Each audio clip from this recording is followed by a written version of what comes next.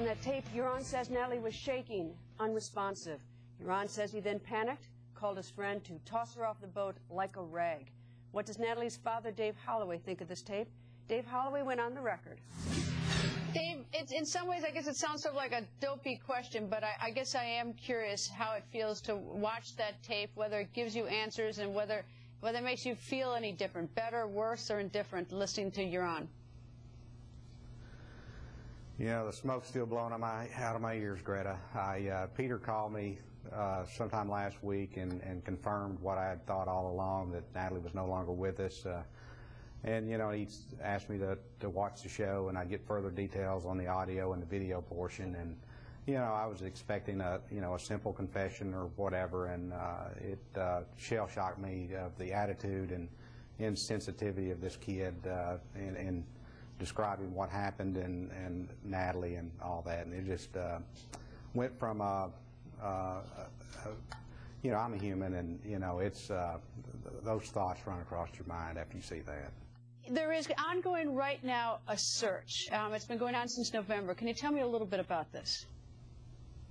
Yeah, this search started probably 6 weeks ago. The boat came out of Louisiana. It's owned by John Savetti, Louis Schaefer, and Tim Trahan, along with Tim Miller of Texas EquiSearch, organized this along with some input from me as well.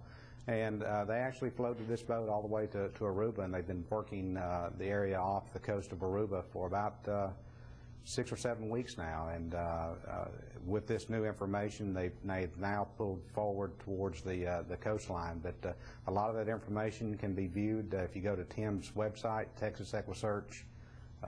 You can click on a link and see what all's happening. You can actually follow the search that they're doing, sort of the mapping of the ocean floor, right?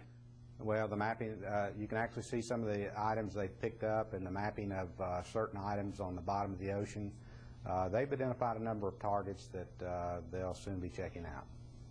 And Dave, does it get any easier as time goes on? You know, this whole, I mean, because this is such a terrible tragedy for any parent, but what do you tell other parents? You know, you know, it does and it doesn't. You know, you have your up days and down days, and obviously watching this tape, you know, it just brings back, you know, the stress and anxiety, but you have to rationalize that we're moving forward. We're a step closer than what we were, and you know, you get down, and you know, when they were released, you know, you think it's all over with, and I was holding on to this boat search that, you know, we still got this last chance, and you know, it is a chance, and maybe we'll get some answers from that, and then all of a sudden, out of the blue, like a lot of things have happened, here we go. We've got a confession.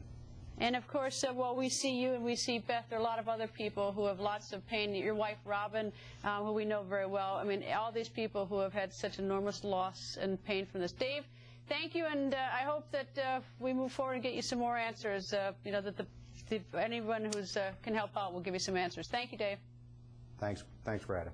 Coming up, Natalie's Holloway's mother, Beth, has seen that tape. Huron coldly talking about Natalie's death. Does she think this is the real Huron Vandersloot? And does she think he's telling the truth?